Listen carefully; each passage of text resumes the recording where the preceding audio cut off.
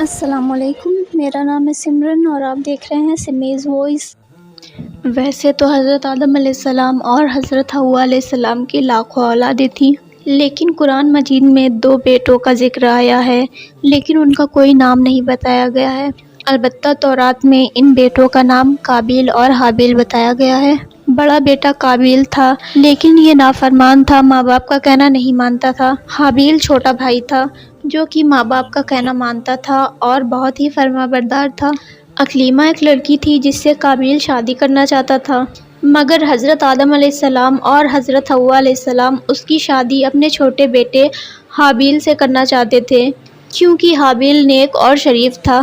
اس لیے قابیل اپنے ماں باپ اور بھائی کا دشمن ہو گیا۔ اپنے ماں باپ اور بھائی کا دشمن بننے کے بعد قابیل نے کیا کیا، جاننے کے لیے اس ویڈیو کو لاسٹ تک ضرور دیکھیے گا۔ روایتوں میں ہے کہ ان دونوں بھائیوں کے بیچ میں اپنی شادی کو لے کر زبردست جھگڑا ہوا تھا۔ قابیل اور حابیل دونوں ہی اکلیمہ سے شادی کرنا چاہتے تھے، اسی وجہ سے ان کے بیچ میں جھگڑا بہت بڑھ گیا۔ آدم علیہ السلام نے اس معاملے کو سلجھانے کے لیے یہ فیصلہ فرمایا کہ تم دونوں اپنی اپنی قربانی اللہ کے حضور میں پیش کرو، جس کی قربانی قبول ہوئی اس کی شادی اکلیمہ کے ساتھ کر دی جائے گی۔ اس وقت قربانی کے قبول ہونے کا یہ طریقہ تھا کہ نذر یا قربانی کی چیز کو بلند یعنی کہ اونچی جگہ پر رکھ دیا جاتا تھا اور آسمان سے ایک آگ ظاہر ہوتی تھی۔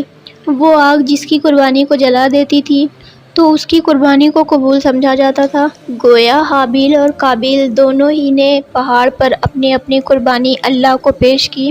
حابیل نے ایک بہترین قسم کا دمبا اللہ کو نذر کیا اور قابیل نے اپنی کھیتی میں سے ردی قسم کی فصل کو اللہ کے سامنے قربانی کے لیے پیش کیا۔ روایت کے مطابق آگ آسمان سے آئی اور حابیل کی قربانی کو جلایا۔ پھر یہ طے ہو گیا کہ حابیل کی قربانی کو قبول کیا گیا ہے اور اب اس کی شادی اکلیمہ سے ہوگی۔ قابیل کو اس بات پر بہت غصہ آیا کہ اس کی قربانی قبول نہیں ہوئی۔ قابیل اپنی اس توہین کو برداشت نہ کر سکا اور اس نے حابیل سے کہا کہ میں تمہیں قتل کر دوں گا تاکہ تو اپنی مراد کو پورا نہ کر سکے۔ حابیل نے کہا تیرا جو جی چاہے وہ کر، میں تو کسی صورت تجھ پر ہاتھ نہیں چھوڑوں گا۔ رہی بات قربانی کی تو اللہ تعالیٰ کے یہاں صرف نیک نیت کی ہی نذر کو قبول کی جاتی ہے، وہاں پر بد نیت کی دھمکی کام نہیں آتی اور نہ ہی بے وجہ کا غم اور غصہ کام آتا ہے۔ حابیل کی باتیں سن کر قابیل نے طیش میں آ کر اس کو قتل کر دیا۔ قتل کرنے کے بعد قابیل کو اب اس بات کی فکر ہوئی اب اس لاش کا کیا کرے، کیونکہ یہ دنیا کا پہلا قتل تھا اور دنیا کی پہلی موت بھی تھی۔ اس سے پہلے ابن آدم میں سے کسی نے موت کا مزہ نہیں چکھا تھا اور اسی لیے آدم علیہ السلام کو اللہ نے مردوں کے بارے میں کوئی حکم نہیں سنایا تھا۔ تبھی قابیل کی نظر ایک کوے پر پڑی۔ اس نے دیکھا کہ کوے نے اپنی چونچ سے گڈھا کھودا۔ کوے کو ایسا کرتا دیکھ قابیل کے دماغ میں آیا کہ مجھے بھی اپنے بھائی کی لاش کو چھپانے کے لیے گڈھا کھودنا چاہیے۔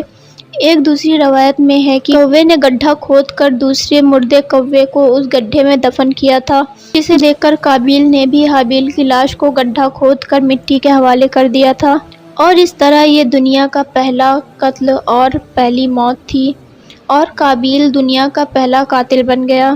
حدیثوں میں ہے کہ جب بھی کوئی کسی کو ناحق قتل کرتا ہے تو اس کا گناہ قابیل کو بھی پہنچتا ہے، کیونکہ وہ پہلا آدمی تھا جس نے ظالمانہ قتل کی شروعات کی۔